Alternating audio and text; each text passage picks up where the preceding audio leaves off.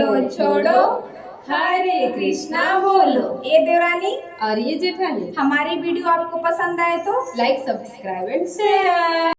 मुझे तो ऐसा लग रहा है कि जैसे मूंग दाल हमारा फेवरेट ही हो गया है, क्योंकि मूंग दाल की हमने बहुत सारी रेसिपी बना दी। तो आज इसकी एक और रेसिपी बनाएंगे जो कि मीठे की रेसिपी बहुत अच्छी डिलीशियस बनती है।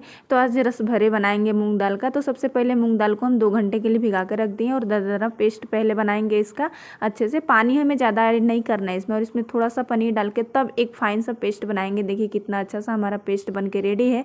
ज़्यादा पानी मत डालिएगा, नहीं तो हमारे बड़े अच्छे नहीं बनेंगे। और उसके बाद हमें एक डायरेक्शन में इसे अच्छे से फेंट लेना है ताकि ये फ्लॉपी हो जाए। आपको पता चल जाएगा एकदम फ्लॉपी और हल्के हो जाते हैं। और देखिए थिकनेस हमें इतना ही रखना है। इधर मीडियम साइज में हमने तेल भी रख दिया है गर्म होने के लिए। तो पहले एक छोटा सा डाल के इसमें चेक करेंगे हम। तो देखिए कितना अच्छा सा बिखर नहीं रहे हैं। तो हमारा बेटर एकदम से परफेक्ट है और तेल भी अच्छा सा गर्म हो गया है। तो चलिए अब बारी बारी से हम अपने बड़ों को इसमें तल लेंगे। चम्मच के सहारे से ही डालेंगे और देखिए कितने अच्छे से फूल रहे हैं हमारे बड़े। तो डालने के बाद इसे हमें इसको बिल्कुल भी टच नहीं करना है। थोड़ा देर के बाद जब ऊपर आ जाए तब इसे हमें हल्के हाथ से ऐसे तेल फेंकते हुए इसके ऊपर तेल डालते जाएंगे और अपने से बहुत अच्छे से तलते जाएंगे। और अब इसे हमें मीडियम गैस पे ही तल लेंगे। हल्का सा येलोइश कलर इसमें आते हैं, बहुत डिलीशियस बनते हैं। रेसिपी एक बार ज़रूर ट्राई करिएगा। जो ट्राई करे होंगे तो वो अपना एक्सपीरियंस हमारे साथ शेयर करेगा। और हमारी वीडियो आपको पसंद आती है तो लाइक से सब्सक्राइब करेगा। प्यारा सा कमेंट जरूर करके बताइएगा कि आज की रेसिपी आपको कैसी लगी। और साथ में इधर देखिए 1 कप मैंने चीनी रख दिया था और आधा कप पानी। चाशनी भी हम साथ साथ में ही बना लेंगे। और इधर हमारे बड़े भी अच्छे से तला रहे हैं। तो अब बारी बारी से ऐसे ही तलिएगा, एकदम गरम तेल में मत डालिएगा। और बेटर बनाते समय इस बात का ध्यान रखिएगा कि एक बार ज़्यादा पानी मत ऐड करिएगा, ना तो आपके बेटर एकदम पतले हो जाएंगे। तो हमारे बड़े हैं जो कि बिल्कुल भी अच्छे नहीं बन पाएंगे। थोड़ा थोड़ा ध्यान रखेंगे तो हमारी रस भरे बहुत टेस्टी और लाजवाब बनते हैं। तो देखिए मैंने दूसरा बेच भी इसमें डाल दिया है।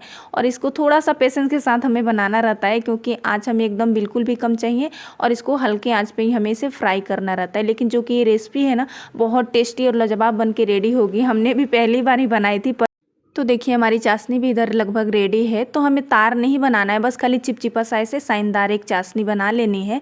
ताकि अभी क्या है ना कि बैक टू बैक बहुत सारे त्यौहार भी आने वाले हैं। तो इस त्यौहार में हम इस मिठाई को ट्राई कर सकते हैं। और पहली बार ही आप ट्राई करेंगे ना तो आप निराश नहीं होंगे, क्योंकि आपकी मिठाई एकदम परफेक्ट बनने वाली है। थोड़ा सा ध्यान रखिएगा। और देखिए हमारी चाशनी भी रेडी है इधर।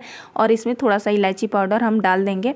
और अपने बड़े को गुनगुने ही चाशनी में हम अपने बड़े को भी इसमें ऐड करेंगे और इसको आधा घंटा के लिए छोड़ देंगे, ताकि हमारे बड़े जो है ना कि अच्छे से शुगर सिरप को अब्जॉर्ब कर लें अपने अंदर और एकदम ये जूसी और सॉफ्ट बन के रेडी हो। इसका टेस्ट सचमुच बहुत अच्छा आया था। तो एक बार आप ज़रूर बनाइएगा इस सावन में। तो चलिए आधे घंटे के बाद हमने सर्व किया था। देखिए कितने जूसी बने थे एकदम हमारे रस भरे।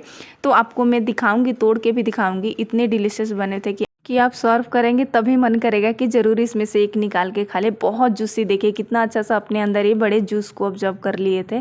तो देखिए अंदर से जाली भी बहुत अच्छी, एकदम रसगुल्ला का टेक्सचर बिल्कुल ही आया था एकदम से। मैं लग ही नहीं रहा था कि हम मूंग दाल से इतनी टेस्टी और लाजवाब मिठाई घर पे बना के रेडी किए। तो देखिए हमने मिठाई वाले डब्बे में पैक भी कर दिया और इसको स्टोर करके हम फ्रिज में 10 दिन तक आराम से रख के खा सकते हैं।